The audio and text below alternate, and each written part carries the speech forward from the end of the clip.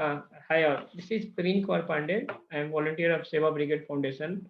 So we started this wellness session by a very well-known wellness expert, Sri Narendra Kumar ji.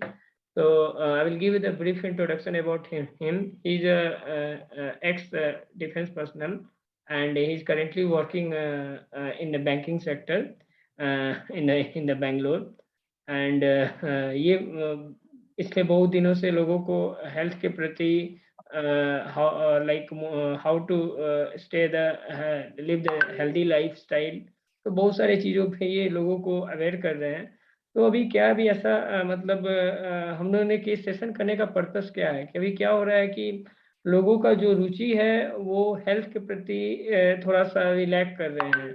तो because of the busy life style हम लोग का हो गया है, हम लोग अभी रेगुलर अभी आजकल वर्क फ्रॉम होम कर रहे हैं। So the way like I'm sitting on the table, but on a chair. But it is now the trend that we are walking on the sofa, we are sitting on the bed for 8 hours in a day. So हमारा health को impact कर रहा है, and people are not much serious concern on the health issue. Suppose मैं सोचता हूँ कि हाँ मुझे जिम जाना है, मुझे एक्सरसाइज करना है, मुझे योगा करना है, बट हमारा ये priority day to day lifestyle में बहुत ही कम हो जा रहा है। We are just so much busy with our work, so that we are not focusing much on the how we should have the stay the stay the how we should stay healthy lifestyle, how we should follow the healthy lifestyle. तो उसी कारण क्या हो रहा है कि going forward we are proning will prone to the multiple disease. अभी हमें पता नहीं चल रहा है कि जैसे ही ये ड्यूरेशन ये चीज़ हमारा 8 साल 10 साल तक जाएगा तो उसके साथ क्या होगा कि लोगों को कुछ ना कुछ प्रॉब्लम आती रहेगी। आजकल हम देख रहे हैं कि कम एज में भी लोगों को डायबिटीज हो जा रहा है, बीपी हो जा रहा है, और तरह तरह का हेल्थ डिजीज हो रही है। तो हमारा ये लाइक मोटो है कि हम एक हेल्दी लाइफस्टाइल जिएँ, अपने जो हमारे सामाजिक या हमारे प्रोफेशनल लाइफस्टाइल जो हमारे दायित्व है उसको फॉलो करते हुए, लेकिन हमारा जो मेन कंसर्न है कि हमें अपने हेल्थ पे भी ध्यान देना है। हेल्थ इज़ प्रीशियस थिंग्स, तो हमें उस पे कभी भी वो अपने आप को लाइटली नहीं लेना चाहिए। क्योंकि अभी हमने देखा कोविड में जो लोग हेल्दी हैं, जिनका इम्यूनिटी पावर स्ट्रॉन्ग है, they are able to fight with the COVID also. तो हमें लाइक बैलेंस लाइफ जीने के लिए एक हेल्दी लाइफस्टाइल हमें फॉलो करना पड़ेगा। उस पे हमें नरेंद्र जी हमें गाइड करेंगे, और ये हमें he is just not on the particular one area, he will cover all the fitness aspect, yoga, exercise, spirituality, and how to stay healthy lifestyle. So everything he'll be covering, and I on behalf of Seva Brigade Foundation would like to thank him for giving this session. So this session will be like in Hindi as well as the English. So as our audience depend on audience, maybe we can speak on Hindi also. So I will hand over the session to the Narendra sir, and I would like to thank him, so that he'll give initially he'll give the initial session on the introduction.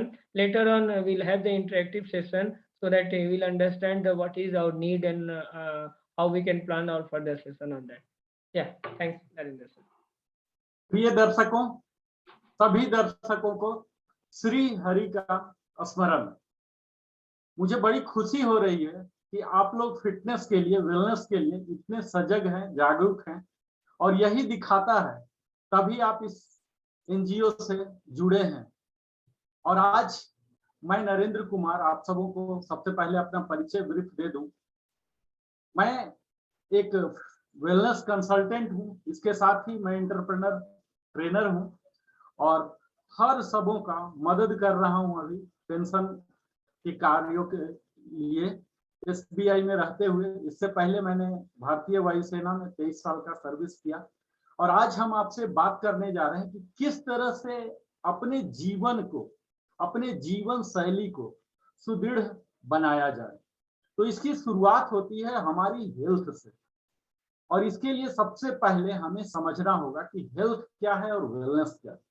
तो health, जैसा कि WHO ने भी clarify किया है अपने definition में, health ना कि किसी हम रोग से सफर हो रहे हैं इस चीज की अनुपस्थिति है, बल्कि हम शारीरिक रूप से, मानसिक रूप से, भावनात्मक रूप से और सामाजिक रूप से और अंततः आध्यात्मिक रूप से कितने स्वस्थ हैं। इन पांचों चीज का एक सामंजस्य जब होता है, संतुलित रूप होता है, तभी हम उसे स्वस्थ कह सकते हैं। और इसी दिशा में हम आज यह सेशन, पहला सेशन शुरुआत कर रहे हैं, जिसे आप महज कर्टेन रेजर के नाम से कह सकते हैं।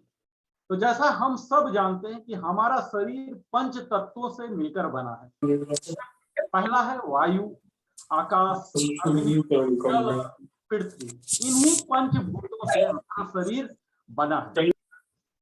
ये शरीर में कम या ज्यादा हो सकते हैं। जैसा कि हम सब साइंस के स्टूडेंट रहे हैं, हम सब जानते हैं कि एक सर्टेन एलिमेंट, सर्टेन अमाउंट में ही वो एलिमेंट होना चाहिए। अगर वह इम्बैलेंस हो जा रहे हैं तो कुछ विकृतियां आ जाती हैं, कुछ डिसऑर्डर आ जाते हैं। इस डिसऑर्डर को ही दोष कहते हैं। तो आयुर्वेद में मौसम का त्रिदोष प्राकृतिक प्रभाव होता है, जिसे चरक संहिता के मुताबिक हमारी जो मजबूती होती है वह बढ़ती है।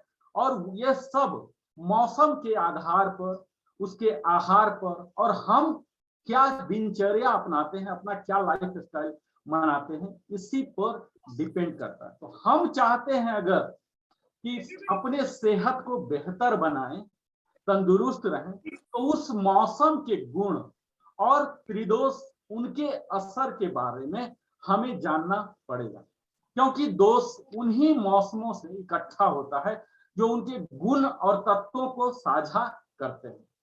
जब दोष एक निश्चित सीमा से ज्यादा हो जाता है तो वह बढ़ा हुआ हो जाता है, और उससे कुछ लक्षण शुरुआती दौर में तो दिखते नहीं है और बाद में वही धीरे धीरे दिखने लग जाता है और हमारे शरीर पर विपरीत असर देता है।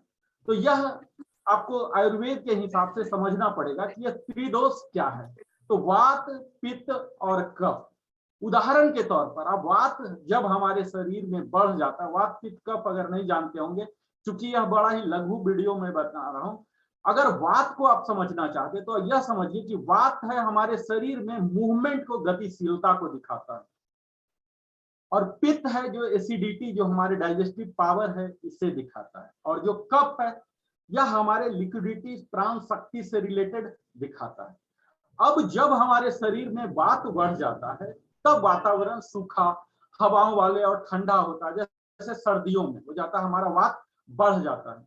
सर्दियों में जब गीलापन और ठंडा होती है तब कफ भी इकट्ठा हो जाता है, और इसी के उलट जब गर्मी होता है तब हमारा पित्त बढ़ जाता है। और बढ़े हुए दोष को आहार और ऐसी जीवन शैली है उसको लिक्विडेट कर सकते हैं। उस जीवन शैली को अपनाकर हम उस त्रिदोष के, जिस दोष को भी कम कर सकते हैं। ऐसा माना जाता है इन त्रिदोष में एक न एक दोष हर प्राणी में होता है, और यही दोष हमारे जीवन के अंत का कारण अंततः बनता है। और इसके साथ ही ऐसा भी पाया गया है कि त्रिदोष में कई व्यक्तियों में दो दोष भी होते हैं, और कई में ऐसे भी पाए गए हैं जिसमें तीनों दोष पाए जाते हैं। तो हमें क्या करना है, हम सीखेंगे इस सेशन, आगे की सेशन में, कि कैसे इन तीन दोषों को संतुलित कर सके। कोई भी दोष, जैसे आप ले सकते हैं कि कफ के कारण शरीर के जो पोषण है, जो हमारे पित्त है, मेटाबॉलिज्म है, और वात, मूवमेंट, ये सब डिस्टर्ब हो सकते हैं। हर किसी का शरीर में तीनों दोष होते हैं, और जो तत्व ज्यादा हो जाता है वह हमारे शरीर में एक विकार ले आता है। जब तीनों दोष बैलेंस रहता है तब हमारा शरीर बिल्कुल स्वस्थ रहता है। तो अगर हमें कोई भी बीमारी नहीं चाहिए तो इन दोषों को बैलेंस करना, और इसी दिशा में हमारा यह इंटायर सेशन चलेगा। हमें अपने शरीर की प्रकृति के अनुसार, सबसे पहला तो आप जब अपने शरीर पर समय देंगे, आज निश्चित है आप बधाई के पात्र हैं, इस सेशन को अटेंड कर रहे हैं, तो निश्चित है आप अपने इच्छा के प्रति, स्वास्थ्य के प्रति जागरूक है।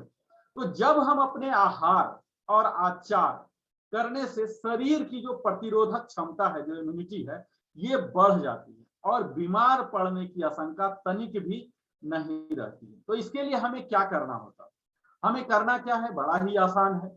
हम अपने खान पान की शैली को सुधार सकते हैं। इसके साथ ही हम ऋतु के अनुसार जो लोकल है, जो रीजनल है, जो सीजनल है, इस तरह का भोजन सेलेक्ट करें। और ज्यादातर जो जो लोकल है, रीजनल है, यह हमारे फायदेमंद होते हैं। अब मैं बताता हूं कि आहार के मुख्यतः 6 प्रकार होते हैं। जैसा कि आप जानते होंगे, स्वाद के अनुसार इसे कह लीजिए। सबसे पहले वैरायटी बता दूं कि सबसे पहला जो होता है, हम सबों का सर्वप्रिय होता है, ये स्वीट, मधुर कहते हैं। दूसरा होता है बिटर, तीता होता है। और तीसरा होता है सावर, यानी कि खट्टा होता है।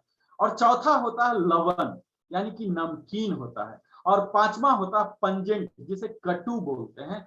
और छठा होता है अस्ट्रिंजेंट, कसाय।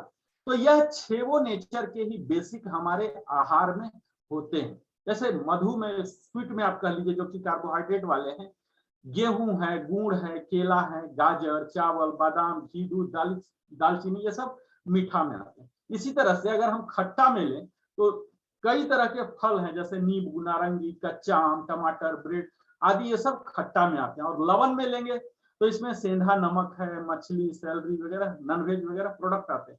और कड़वा में लेंगे तो लहसुन है, काली मिर्च है, सोठ, प्याज, सलजम आदि है। और अगर तीखा आहार में लें तो करेला है, नीम है, मेथी है, बैगन है, कॉफी है, डार्क चॉकलेट है, केसर है, हल्दी आदि। और अगर कसैला आहार में लें तो कत्था, जामुन है, सहजन की फली है, सेब, अनार, ब्रोकली, स्प्राउट, पत्ता गोभी, ये सब चीज आते हैं। तो यह तो आहार के बारे में है। और वात पित्त है। क्योंकि मैं स्पीड में जा रहा हूं, चूंकि आज का वीडियो महज कर्टेन रेजर है, आप सबको सिर्फ एक झांकी दूंगा। आगे की वीडियो में हम और भी डीप चलेंगे। अब मैं आपसे बात करूंगा दिनचर्या के बारे में और ऋतुचर्या के बारे में। और इसके साथ ही एक रात्रिचर्या भी होती है। आप अपने लाइफ स्टाइल को जो भी बिता रहे हो, पर मेरा यह दावा है, अगर यह पहला सेशन आप अक्षरशः सुन पा रहे हो, समझ पा रहे हैं, और अगर इसके 5% भी कंप्लायंस कर पा रहे हो, एजुकेशन की दिशा में कर पा रहे हो, तो निश्चित है, मैं आपको दावा दे सकता हूं कि आपका जीवन का अंत डिजीज फ्री ही होगा। तो इसी दिशा में दिनचर्या को हम समझते हैं। हम हर कोई दीर्घायु होना चाहता है, आजीवन लंबे से लंबे समय तक चाहता है कि 80, 90, 100 को भी क्रॉस करे। पर उसके लिए कोई शॉर्टकट मिल जाए, कोई सेशन अटेंड कर लें, कोई मेडिसिन ले लें, कोई ऑनलाइन में कोई ऐसा सर्च कर दें। पर क्या आपको लगता है कि ऐसा शॉर्टकट है? हम लोगों की परिपक्वता इतना आ चुकी है कि हम लोग शॉर्टकट ना सर्च करें, यह संभव नहीं है। लेकिन ये एक शर्त है कि इसके लिए हमें अगर अपनी आदतों को थोड़ा बदलना है, दिनचर्या व ऋतुचर्या को समझना होगा। हमें अपने प्रकृति की, जब आप अपने खुद के साथ समय देने लगेंगे तो एक समय आएगा जब आप अपने शरीर की फुसफुसाहट को भी समझने लग जाएंगे। और यह माना जाता है कि जो व्यक्ति अपने शरीर की फुसफुसाहट को भी सुन सकता है, समझ सकता है, उसे जीवन में कभी भी कराहने की, चिल्लाने की नौबत नहीं आएगी। तो इतना ही नहीं, तंदुरुस्ती और दीर्घायु भी होगा अगर आप दिनचर्या और ऋतुचर्या को बेहतर से समझ पा रहे हैं। और पूर्णतः तो मैं नहीं कहूंगा, लेकिन अंशतः भी अगर आप लागू करना प्रारंभ कर दें आज के दिन से, और आप देख पा रहे होंगे कि हमारे हर धर्म में जो त्योहार होते हैं वो हमें आरोग्यता को ध्यान में रखकर ही वह बनाए जाते हैं। तो आइए जानते हैं ऋतुचर्या और दिनचर्या क्या है। तो स्वस्थ व्यक्ति के लिए स्वास्थ्य की जो रक्षा करना है और रोगों की विकारों को जो समन करना, उनको शांत करना है, यही प्रमुख आयुर्वेद का यूज होता है यहाँ दिनचर्या और ऋतुचर्या के बारे में। आयुर्वेद का एक ब्रीफ नोट दूं आपको कि आयुर्वेद एक ऐसा चिकित्सा शास्त्र है जो कि एक जीवन विज्ञान है, और यह डील करता मुख्यतः हमारे आहार विहार को, दिनचर्या को, रात्रिचर्या को, ऋतुचर्या को, इसके साथ ही हमारे सदाचार के आचरण से भी यह हमारे कनेक्टेड हैं। स्वस्थ व्यक्ति को नित्य सोकर जो कर्म कर सकता है, इसकी एक छोटी सी मैं झांकी देता हूं जो कि दिनचर्या के तहत आता है। आप सब जानते होंगे कि पहले से ही जल्दी उठने का एक महत्व रहा है, जिसे निद्रा त्याग बोलते हैं, और यह होना चाहिए ब्रह्म मुहूर्त में जगना चाहिए। ब्रह्म मुहूर्त क्या है? तो सूर्योदय से पूर्व हमें उठ जाना चाहिए। उस समय हमारा वातावरण पोल्यूशन फ्री रहता है, प्राण वायु जो ऑक्सीजन की मात्रा उसमें सबसे ज्यादा होती है। सुबह वातावरण के प्रभाव में अपने शरीर में जो भी उपयोगी रसायन होते हैं, स्रावित होते हैं, उसमें ऊर्जा और उत्साह का संचार होता है। मैं यह मानता हूं कि आज के समय में वर्क फ्रॉम होम है, कोई शिफ्ट ड्यूटी कर रहे हैं, अमेरिका को सर्व कर रहे हैं, ऑस्ट्रेलिया को सर्व कर रहे हैं, उनका लेट नाइट ड्यूटी है, उनके लिए संभव नहीं है कि ब्रह्म मुहूर्त में जगना। जैसा कि ब्रह्म मुहूर्त का माना जाता है कि सनराइज -2 आवर्स, तो अगर बेंगलोर में अभी 6:30 है तो 4:30 में आप अगर जगते हैं तो ब्रह्म मुहूर्त में जगना पड़ेगा। पर इस आईटी के आज बदलते हुए इकोनॉमी में यह संभव नहीं हो पाता। लेकिन अगर जिन्हें संभव हो सके, आप करके देखिए, इसे आजमा के देखिए, तो हम ब्रह्म मुहूर्त में जगने का प्रयास करें।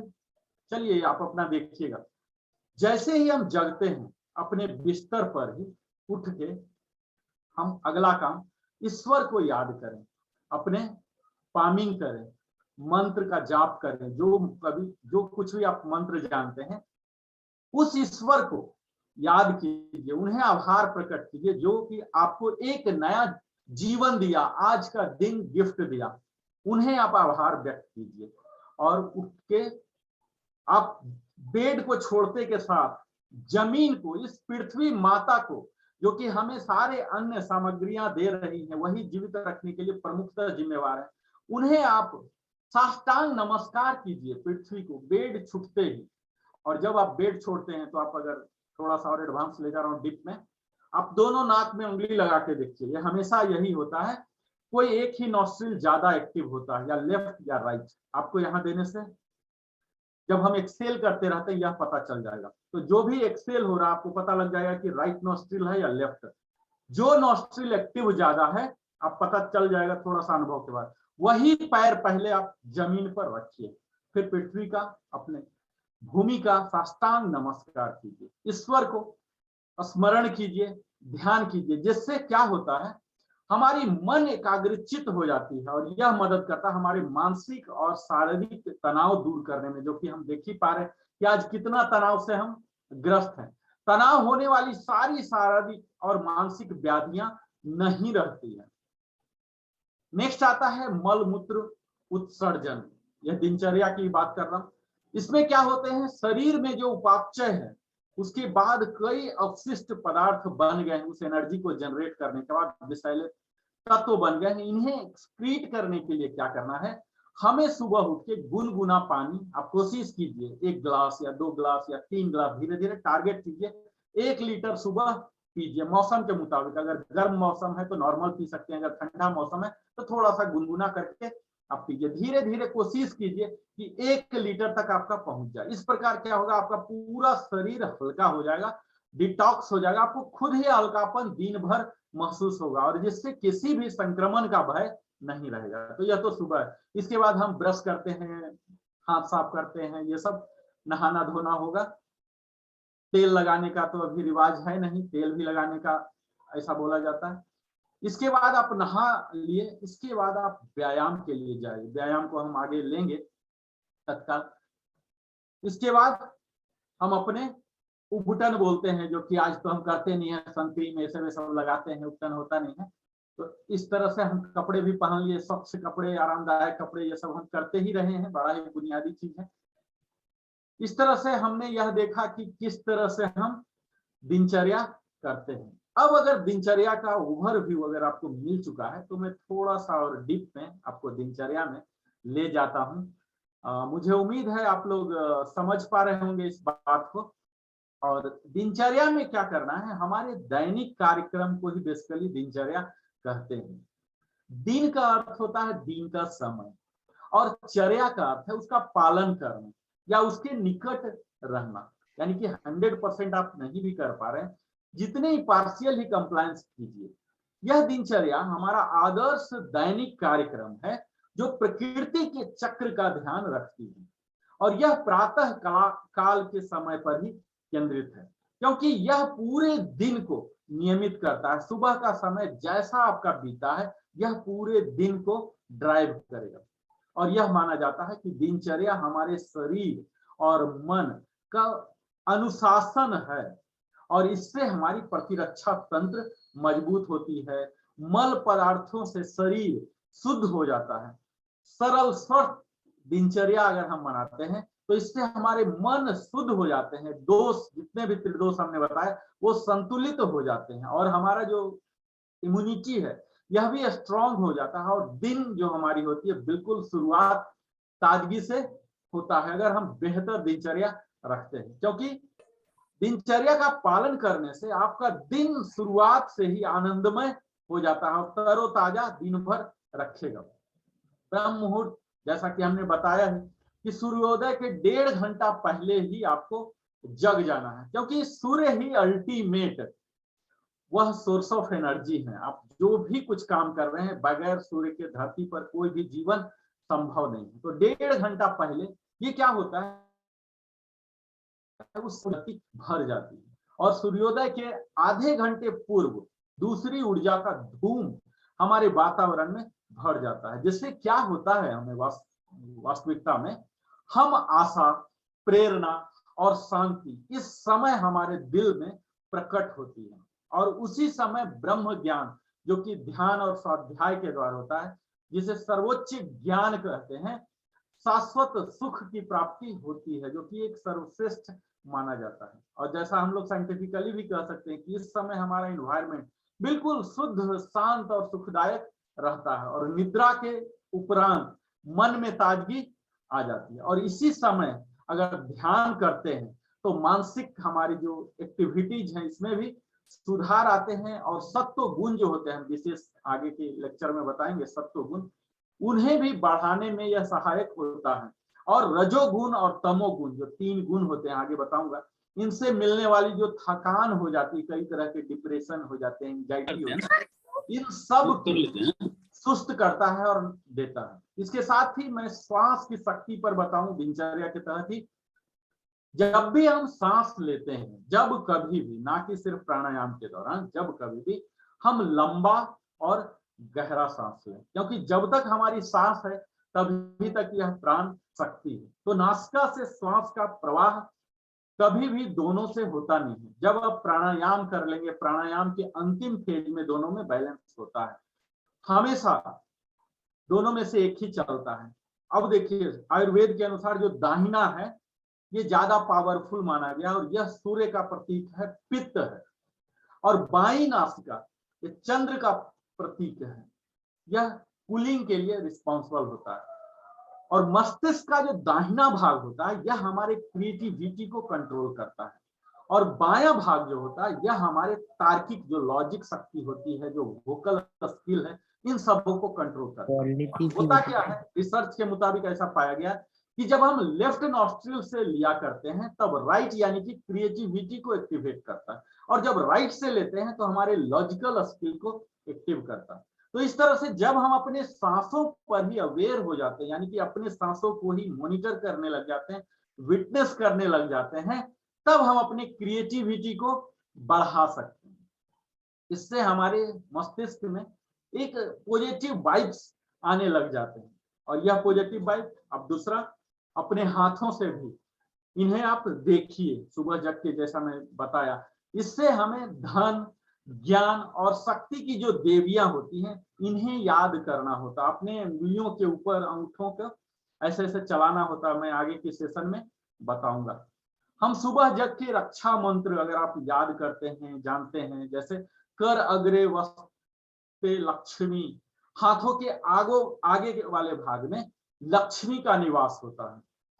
कर मध्य च सरस्वती, हाथ के मध्य भाग में, हथेलियों में कला और ज्ञान की देवी सरस्वती का वास होता है। और कर मूले तू गोविंदम, हाथ के आखिर भाग में अर्थात मूल या कलाई में भगवान श्री कृष्ण का वास होता है। प्रभाते शुभ कर दर्शनम, सुबह हाथों को शुभ माना जाता है। इस तरह से आप सब देवी देवताओं का दर्शन कर सकते हैं। और हमें क्या करना है, एक सकारात्मक कदम लेना है। जैसे ही हम बिस्तर छोड़ते हैं उसी समय से, मैं बार बार वहीं पर आ रहा हूं, क्योंकि सुबह का एक एक मिनट आपके लिए पूरा दिन को डिसाइड करता है। हमें अपने साफ सफाई पर ध्यान देना है। ये सब दोपहर के समय में दिनचर्या में ही बताऊं कि क्या करना है, जो कि अगर संभव हो तो आप 12 से 1 में लंच कीजिए। आप करके देखिए, क्योंकि माना ऐसा जाता है कि 12 से 1, स्पेशली 2 तक भी रख लीजिए। 2 बजे तक अगर आप पूरा कुछ भी खा ले रहे हैं, सूर्य में इतना शक्ति है, अधिकतम में रहते हैं, ऑप्टिमम टेम्परेचर में, आप कुछ भी खा के पचा सकते हैं इसे। और ऐसा माना जाता है कि सुबह का जो नाश्ता होना चाहिए प्रिंस की तरह होना चाहिए, और दोपहर का किंग की तरह, और रात का बेगर की तरह। तो अगर इस मील स्टाइल को भी दिनचर्या में रखें, यानी कि तीनों मेजर मील जो है हमारे इसी प्रकार होना चाहिए। और इन तीनों मेजर मील के बाद अगर आप ज्यादा ही क्रेविंग है, अचानक 3 मील पर रिस्ट्रिक्ट नहीं कर सकते, तो 3 माइनर मील इस बीच में आप शामिल कर सकते हैं। और रात्रि का भोजन माना जाता है कि 7 बजे तक हो जाना चाहिए, लेकिन अगर संभव नहीं हो पा रहा तो कम से कम 8 बजे तक जरूर आप डिनर फिनिश कर लीजिए। और यह भी सुनिश्चित कीजिए कि जब भी आप खा रहे हैं उसके बाद 3 घंटा या कम से कम 2 से 3 घंटे का गैप जरूर, ताकि आपको पूरा पाचन हो सके। आप जब सो रहे हैं तो कंप्लीट बॉडी रेस्ट ले रहा, ऐसा ना हो कि आप खाते के साथ बेड में चले गए, क्योंकि आप जब सोने जा रहे हैं तो आपका digestive system fully alert mode में है। ऐसा नहीं होना चाहिए। और सोने का समय 10:30 से ज्यादा कदापि ना हो, यह आदर्श रूप में माना जाता है। 10 तक हो तो बहुत बेहतर, नहीं तो 10:30 हो। जब 10 या 10:30 में सोते हैं, आप सोएंगे तो निश्चित ही अब ब्रह्म मुहूर्त में आप जग जाएंगे। तो यह तो है स्टैंडर्ड दिनचर्या। अब मैं बात करता हूं ऋतुचर्या की, क्योंकि यह कर्टेन रेजर है, तो आपके माइंड में मैं फॉर्मेट बनाना चाहता हूं कि किस तरह से हमारा शरीर काम करता है बगैर डॉक्टर के, किसी भी आयुर्वेदाचार्य के पास गए हुए। आप खुद अपना चिकित्सक बन सकते हैं। मेरे वीडियो का यही उद्देश्य है कि एज ए दर्शक मैं आपको खुद का चिकित्सक बना सकूं। और यह सब संभव है आज के जमाने में। जैसा कि आप जानते हैं कि नॉलेज इज पावर, लेकिन अब अपग्रेडेड आप जान रहे होंगे, the application of knowledge is power. तो ये सब जो भी नॉलेज दे रहा हूं, इन सबों को आपको अप्लाई करना, एग्जीक्यूट करना। तो ऋतुचर्या की अगर बात करते हैं तो मौसम 3 होते हैं, जैसा हम जानते हैं। उन तीनों मौसम को 6 ऋतुओं में बांटा गया है, और इन तीनों में शरीर के अंदर अनेक प्रकार की परिवर्तन होते हैं, यानी कि 2-2 महीने का स्लॉट दिया गया है। पहला होता है बसंत ऋतु, स्प्रिंग सीजन जिसे बोलते हैं, जो कि चैत वैशाख जनवरी फरवरी में होता है। दूसरा होता है ग्रीष्म ऋतु, समर बोलते हैं, ज्येष्ठ आषाढ़ यानी कि मार्च अप्रैल में होता है। तीसरा है वर्षा ऋतु, मानसून जिसे बोलते हैं, श्रावण और भादो महीने में होते हैं। शरद ऋतु ऑटम है, जिसे अश्विनी आश्विन और कार्तिक महीने में होते हैं। हेमंत ऋतु जिसे विंटर कहते हैं, जो कि अगहन और पूष में होते हैं। और लास्ट में होते हैं शिशिर ऋतु, जो कोल्ड में होते हैं, माघ और फागुन में होते हैं। तो इस तरह से 6 ऋतुओं का जो आधार है, इनका सूर्य की गति है, और जिसे अयन कहा जाता है। और यह अयन मुख्यतः 2 प्रकार के होते हैं, उत्तरायण और दक्षिणायन।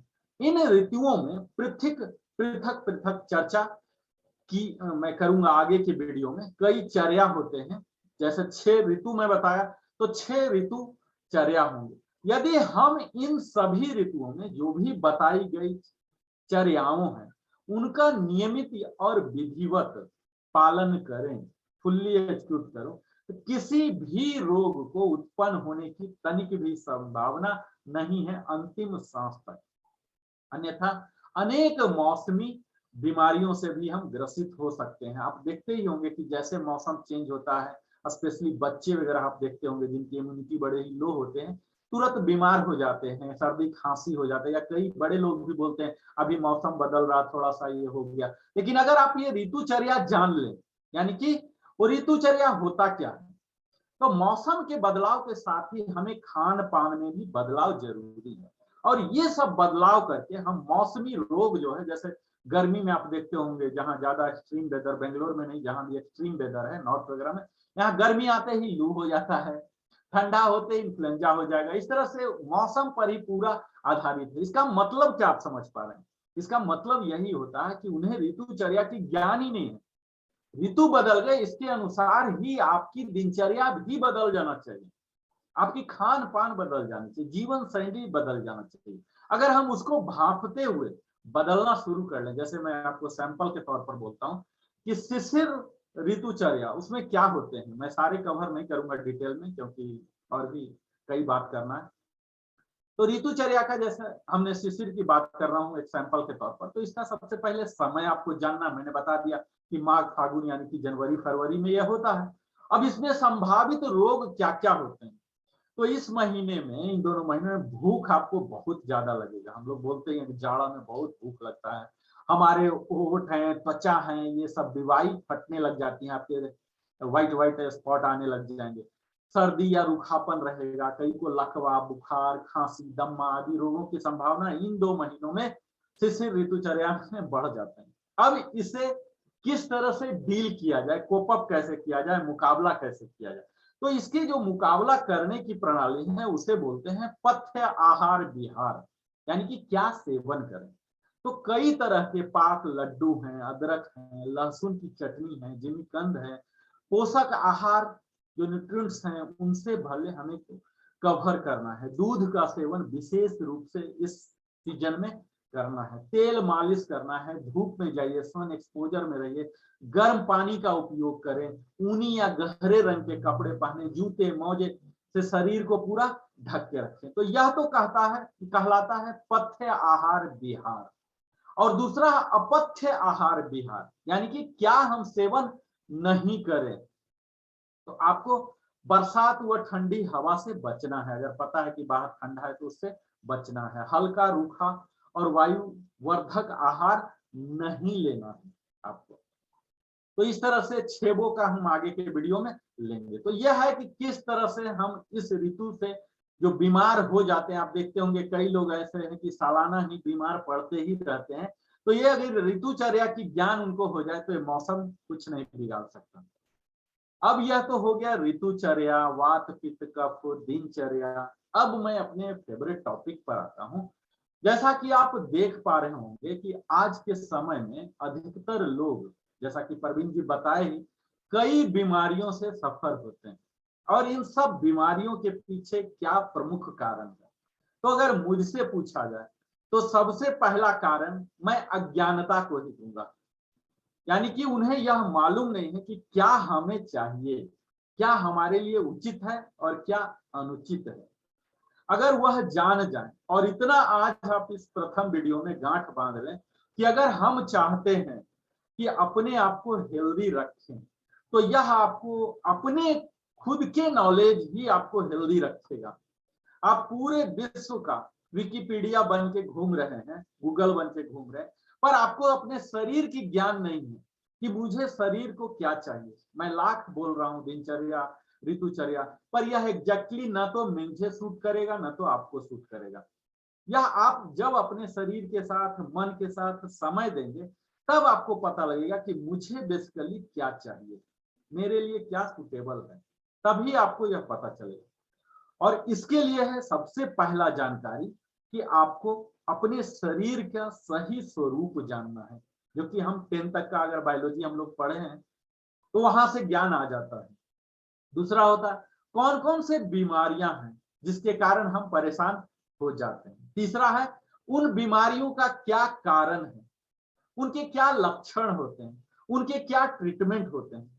इन सारी चीजों की अगर बुनियादी नॉलेज भी आप रखते हैं, जो कि हम आगे के वीडियो में एक एक करके, हर वो बीमारी जो कि आज हर लोग लगभग एक सर्टेन एज के बाद, विशेषकर 40 के बाद जो गिरफ्त में आ जाते हैं, विशेषकर आप बीपी कह सकते हैं, हाइपरटेंशन कह सकते हैं, शुगर की डायबिटीज कह सकते हैं, या स्पॉन्डिलाइसिस कह सकते हैं, L1 से L5 तक का बोल सकते हैं, घुटने का दर्द साइटिका बोल सकते हैं। तरह तरह का बीमारी का नाम अगर मैं बोलूं तो निगेटिविटी आ जाएगा इस सेशन में, इसलिए मैं ज्यादा बीमारी का नाम बोल नहीं रहा हूँ।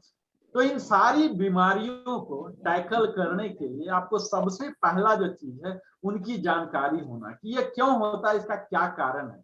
अगर हमें हो गया या हमारे जान पहचान किसी का हो गया तो क्या प्रोबेबल काउज हो सकता है। अगर ये सब हम जानते हैं, आगे के वीडियो में हम इन सारी बीमारियों को एक एक करके कवर करेंगे और इसके साथ ही संपूर्ण जानकारी तो दूंगा ही, इसके साथ ही हम योगा थेरापेटिक योगा भी बताएंगे कि किस बीमारी को किस योगा से, जो कि आप घर में ही रख के अपने कन्वीनियंट समय में कर सकते हैं और खान पान में जीवन शैली में थोड़ा सा बदल के इन सारी बीमारियों को आप बदल सकते हैं। तो आज का सेशन तो सिर्फ झांकी का ही है, कर्टेन रेजर, इतना ही बता सकता हूँ। दूसरा चीज आता है आपके लिए योग का सानिध्य।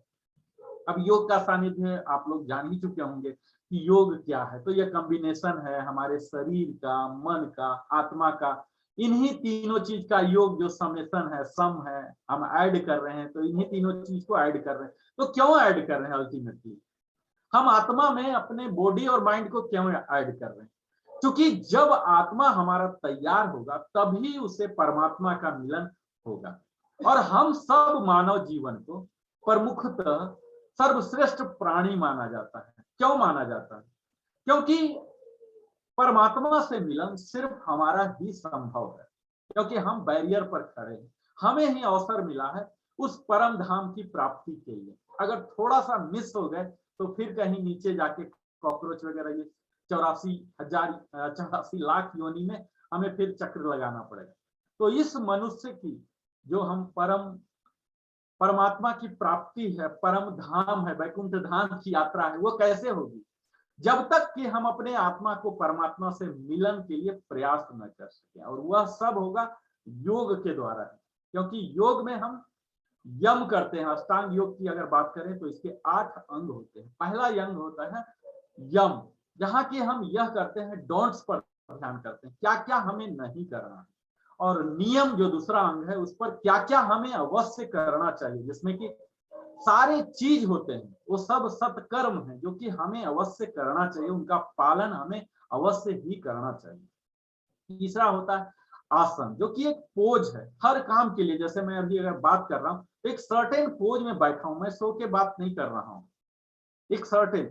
इसी तरह से आसन में हम तभी कर सकते हैं जब हमारे शरीर में फ्लेक्सिबिलिटी हो, लोच हो और स्ट्रेंथ हो, सहन शक्ति हो, तो यह आसन है। तीसरे के बाद चौथा हम जाते हैं प्राणायाम में। उस पार्टिकुलर पोज में बैठ के हम प्राणायाम करते हैं। जब हमारा शरीर संतुलित हो जाता है, हमारे शरीर पूरा हमारे कंट्रोल में आ जाते हैं, तब हम अपने मन को नेक्स्ट स्टेप में कंट्रोल करते हैं। और मन की कंट्रोलिंग आती है हमारे ब्रीदिंग कंट्रोल से, और वह होती है ब्रीदिंग एक्सरसाइज यानी कि प्राणायाम से। और प्राणायाम के 20 से 25 वेराइटी है, मैं एक एक करके बताऊंगा किस रोग के लिए किस करते हैं। तो सर्टेन हम आसन में बैठ के यह प्राणायाम करते हैं। प्राणायाम के बाद आता है धारणा, प्रत्याहार। प्रत्याहार में हम कंसंट्रेशन करते हैं, किसी एक चीज को कंसंट्रेट करना सीखते हैं। उसके बाद धारणा आता है, किस चीज को छोड़ना है, किस चीज को पकड़ना है, इन सब चीज के सीखते हैं। उसके बाद आता है ध्यान, मेडिटेशन। मेडिटेशन में हम पूरे दुनिया से अपने आप को अलग कर लेते हैं और सिर्फ उसी पर फोकस करते हैं, परमात्मा पर। किसी ऐसे वस्तु, पदार्थ, व्यक्ति पर ध्यान करते हैं जो कि इंटेंजिबल है, जो कि दिख ही नहीं रहा, और वह है सिर्फ परमात्मा। क्योंकि परमात्मा से मुलाकात हम ध्यान में ही जाके कर सकते हैं, उन चीज को विजुअलाइज करते हैं। इस ध्यान में जाने से होता क्या है, हमारे पूरे शरीर हम फुल प्रेजेंट में जीना शुरू कर देते हैं। हम अपने शरीर को ऊर्जावान होता हुआ, स्वस्थ होता हुआ, अपने इर्द गिर्द उन्नति होता हुआ सब महसूस कर सकते हैं। उस चीज को भगवान की, ईश्वर की आप परम अनुकंपा प्राप्त करते हुए भी आप महसूस कर सकते हैं उस ध्यान में। और ध्यान के बाद अंतिम चरण होता है समाधि। समाधि में जहाँ की हम आगे की स्टेज में हम जाएंगे। तो यह तो है योग का सानिध्य। चूंकि मैं योग गुरु भी रहा हूं, अब हम बात करते हैं कि आप सीधा योग में जाएं। ये सारे 8 अंग तो पहला बार में संभव नहीं है, तो इसके लिए हम आपको एक स्टेपिक स्टोन दे देते हैं, वह है एक्सरसाइज, व्यायाम। अगर आप रोजाना व्यायाम थोड़ा बहुत कर रहे हैं, वॉकिंग से कीजिए, ब्रिस्क वॉक कीजिए, आप रनिंग कीजिए, इस तरह से आप जॉगिंग ऑन द स्पॉट कर लीजिए। कई तरह की व्यायाम, अगर आप हमारे लिविंग हैप्पीली चैनल पर जाएंगे, more than 1000 types of exercises आपको मिलेंगे।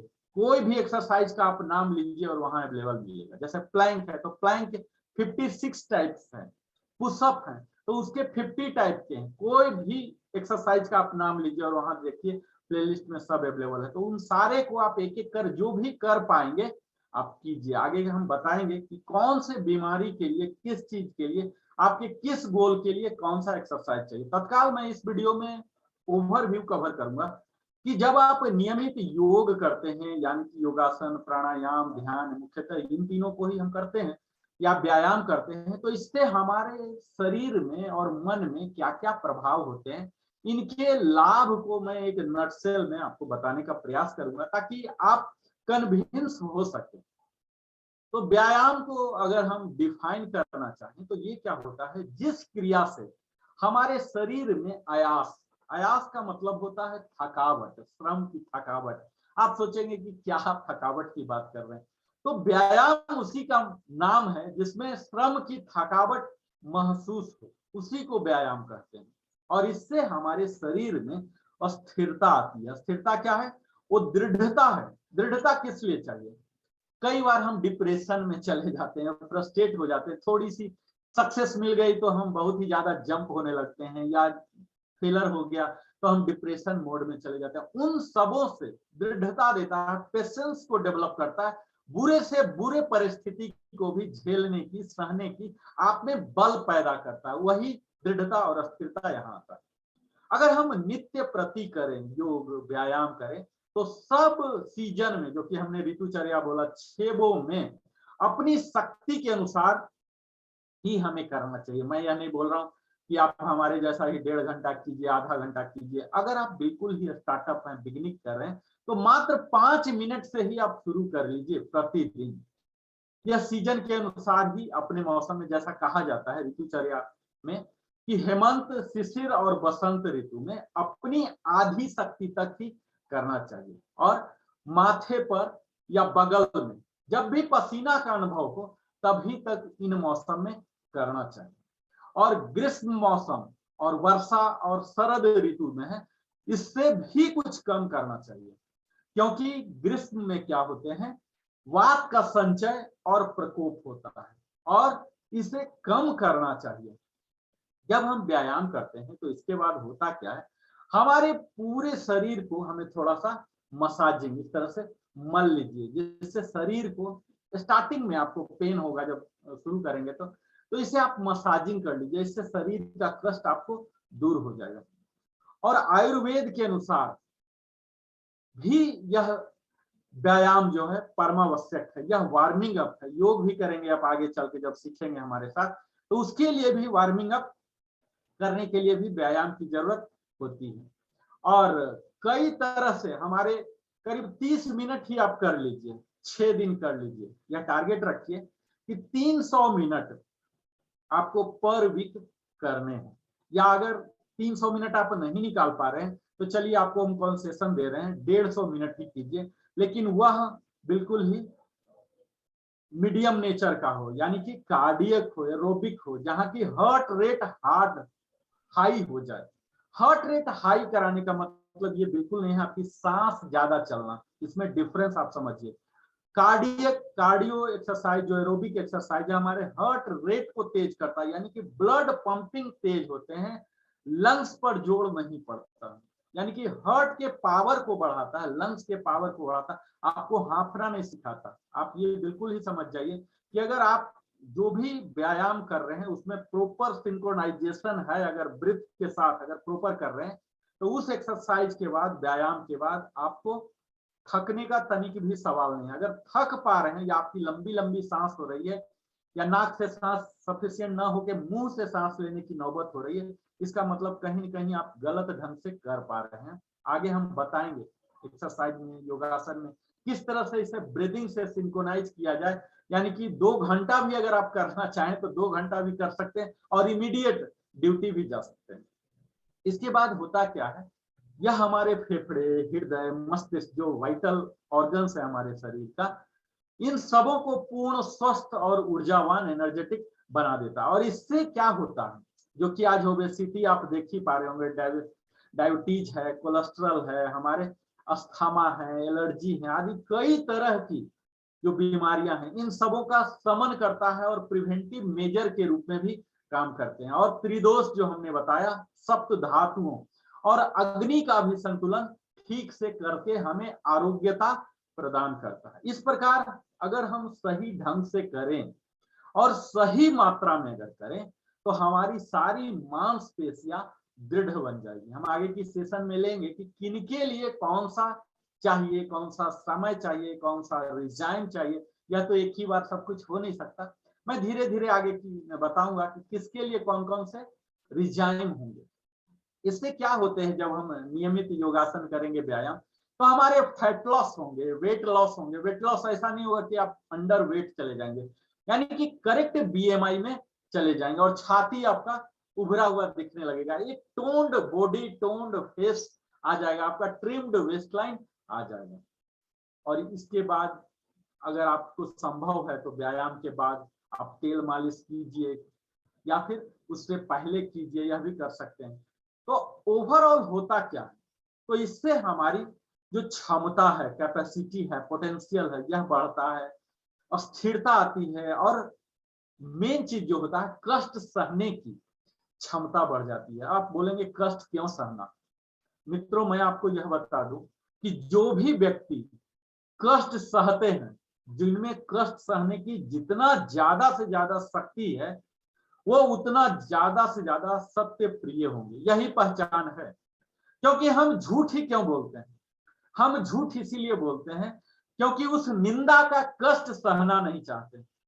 अगर आप कष्ट सहना सीख लें, अपने आप को ट्रेन कर लें, चाहे वह निंदा का कष्ट हो या शारीरिक कष्ट हो या किसी भी मानसिक कष्ट हो, प्रताड़ना का कष्ट हो, तो आप झूठ का सहारा नहीं लेंगे। तो यही आपको यह व्यायाम, योगासन आपको देता है, आपको दृढ़ बनाएगा, आपको सामर्थ्य बढ़ाएगा। और इसके साथ ही जो हमारे इंटरनल है, जो कि इंटेंजिबल पार्ट्स हैं, जो कई ग्लैंड्स हैं, हमारे सिस्टम है, रिस्पायरेटरी सिस्टम, विशेषकर डाइजेस्टिव सिस्टम, आपके प्रॉपर मेटाबॉलिज्म, जो कि हमारे हार्मोन्स वाले हैं, जो एक्सेसरीज पार्ट हैं, जैसे कि लीवर है, गॉल ब्लाडर है, पैंक्रियाज है, ये सब जो हमारे डाइजेशन पावर को और भी ज्यादा प्रभावी बनाते हैं, इन सब तक इन योगासन का, व्यायाम का असर जाता है। कई कफ दोष इसी तरह से समन हो जाते हैं। और यह हमें ध्यान देना है कि अपनी क्षमता के अनुसार ही, उचित मात्रा में ही करना है। अपने शक्ति को बढ़ा कर नहीं करना, हमेशा पुश नहीं करते रहना, क्योंकि पुश करते रहेंगे तो आप ज्यादा दिन तक सस्टेन नहीं करेंगे। आपको अपने कार्य दक्षता के अनुसार ही करना है। शक्ति से अधिक करने का सदैव निषेध माना जाता है। हम आगे की वीडियो में आपको रिजाइन भी बताएंगे और साइड इफेक्ट भी बता दूं कि यह जो योगासन है, प्राणायाम है, ध्यान है, विशेषकर व्यायाम, अगर आप उठपटांग कर रहे हैं, अपने मन से कुछ भी करना शुरू कर लिए, तो इसे एक मेडिसिन का रूप माना जाता है। और जैसे मैं मेडिसिन वर्ड बोला, तो इसके कुछ ना कुछ साइड इफेक्ट भी होते हैं। आप अगर बहुत ही ज्यादा आप चाहते हैं कि नहीं मेरा फोटो अच्छा आ जाए, सिक्स पैक दिख जाए, 3 महीना में हो जाए, 1 महीना में हो जाए, शादी के लिए जाना, एंगेजमेंट के लिए यहाँ वहां कहीं जाना, इस तरह से हम कई बार शॉर्टकट अपनाने लग जाते हैं। हम एक्सेस अपने शरीर को ही टॉर्चर करने लग जाते हैं। इससे क्या होता है, हमारे और भी ज्यादा प्यास लगने लग जाता है और गंभीर तरह के एक अस्थमा डिजीज भी हो सकते हैं। अगर अपने शरीर को ही ज्यादा टॉर्चर करने लगेंगे तो खांसी, ज्वर, रक्तपीत, ब्लड एक्सक्रीशन भी हो सकता है। हमारे ज्ञानेंद्रियों की कार्य करने की असमर्थता भी हो जाते हैं। हमारे जो कामेंद्रियां हैं, 5 ज्ञानेंद्रियां हैं जो कि सेंस ऑर्गन, और 5 कामेंद्रियां हैं। आगे चल के हम सबको बताएंगे डिटेल में, और इनको कैसे कैसे स्वस्थ रखा जाए ये भी बताऊंगा। तो इन सबों में भी, जो कामेंद्रिया और ज्ञानेंद्रिया में भी रोग उत्पन्न हो सकते हैं अगर आप एक्सेस कर रहे हैं। एक्सेस इज ऑलवेज बैड, तो आप जानते ही। तो अत्यधिक मात्रा में अगर करेंगे तो इससे हमारे टिश्यू लेवल तक, जो कि सेल के कॉम्बिनेशन कहलाते हैं, उन ऊतकों को भी ये क्षति पहुंचा देता है। और इस क्षति की पूर्ति के लिए क्या होते हैं, अलग जो दूसरे सिस्टम है वहां से उसे एनर्जी लेना पड़ जाता है। तो आप अधिक एक्सरसाइज न करें। और यह भी बता दूं कि किन्हें एक्सरसाइज, जो व्यायाम है, नहीं करना चाहिए, बिल्कुल ही नहीं करना चाहिए। करना चाहिए तो एक ट्रेनर, वेलनेस कंसल्टेंट के तहत या ट्रेनर कोच के सुपरविजन में ही करना चाहिए। अगर आप वात पित्त रोगी हैं, जैसा कि हमने बताया त्रिदोष में, अगर वात पित्त रोगी हैं आप डिटेक्टेड हैं, चाहे सेल्फ डिटेक्शन हम आगे की वीडियो में बताएंगे कि कैसे आप खुद को ही पहचान सकें कि वात पित्त कफ किसके रोगी हैं। या फिर बहुत ही ज्यादा बीमार है, रिसेंटली कोई बीमारी से, सर्जरी से उबरे हैं, या बिल्कुल ही छोटे बालक, 12 से नीचे वाले को कहा जाता है कि अलग से व्यायाम करने की जरूरत नहीं है, क्योंकि उनका आचरण ही इतना, कूदते रहते हैं, फांदते रहते हैं, स्कूल जाते हैं, स्कूल में भी पीटी क्लासेस होते हैं, और बहुत ही ज्यादा है, या फिर भूख या प्यास में आप हैं, कई तरह के ऐसे सिचुएशन होते हैं। तो यहाँ आपको नहीं करना है व्यायाम। और जो लोग बहुत ही ज्यादा पैदल चलते हैं हर दिन अपने कार्य के दौरान ही, बिजनेस के, पेशा के दौरान, या बोझ लेके चलते हैं, या बहुत ही ज्यादा सेक्सुअल एक्टिविटीज हैं, उसके कारण उनमें दुर्बलता आ गई है, या कई बार हम ऐसे जीवन में घड़ी से गुजरते होते हैं जहाँ की हमें क्रोध आ जाता है, शोक में रहते हैं, भय में रहते हैं, या बहुत ही ज्यादा थकान रहते हैं, उस समय यह व्यायाम, योगासन कदापि न करें। आप अपने आप को पहले सामान्य होने दीजिए। ऐसा न करें कि डिप्रेशन में है, फ्रस्ट्रेशन में, इसे दूर करने के लिए जिम चले गए। आप जिम चले तो जाएंगे, पर फिर उसके बाद जिम से हॉस्पिटल ही जाएंगे। अभी आपने तथाकथित, मैं नाम नहीं बता रहा हूँ, आपने देखा है कि जिम के बाद भी आदमी कहाँ जाते हैं। तो आपको कभी भी डिप्रेशन में, फ्रस्ट्रेशन में, आप जब मान रहे हैं कि मानसिक रूप से आप स्ट्रांग नहीं हैं, तो मानसिक रूप से स्ट्रांग बनने के लिए आप एक्सरसाइज मत कीजिए। आप अपने आप को पहले तैयार कीजिए मेंटली, तब व्यायाम के लिए, जिम के लिए, दौड़ने के लिए जाइए, नहीं तो आप गड़बड़ हो सकता है। व्यायाम से क्या होता है, हमारे वात और पित्त की वृद्धि होती है। और इस अवस्था में क्या होता है, हमारा वात या पित्त पहले से ही बढ़ा होता है। जब भी हम फ्रस्ट्रेशन, डिप्रेशन में रहते हैं, एंजाइटी में होते हैं, तो ऑलरेडी ये सब हाइयर होते हैं, और एक्सरसाइज करके और आप बढ़ा लेते हैं। तो इस तरह से, और कई हैं जो कि आप नियमित चल पा रहे हैं, किसी भी प्रकार से आप एक्टिव लाइफ बिता रहे हैं।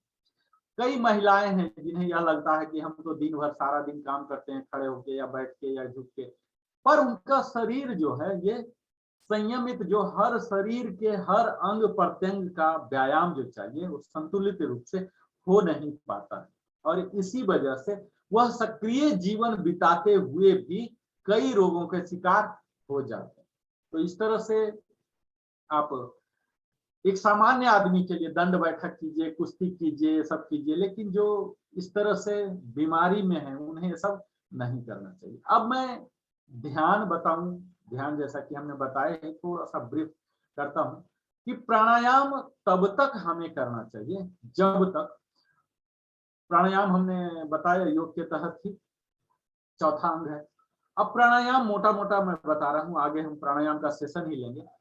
इसका उद्देश्य होता है कि दोनों नाड़ी, सूर्य और चंद्र, दोनों राइट और लेफ्ट, है ना, ये दोनों बैलेंस हो जाए, यानी कि दोनों नसका से बिल्कुल बैलेंस आने लग जाए, तब तक ही करना चाहिए। ऐसा नहीं कि बैलेंस आ चुका है और फिर हम 2 घंटा, 2.5 घंटा, 4 घंटा किए जा रहे, नहीं।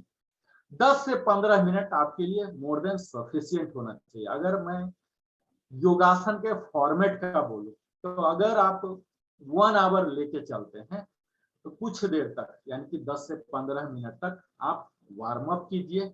उसके बाद योगासन में जाइए, फिर आप प्राणायाम कीजिए और फिर ध्यान में जाइए।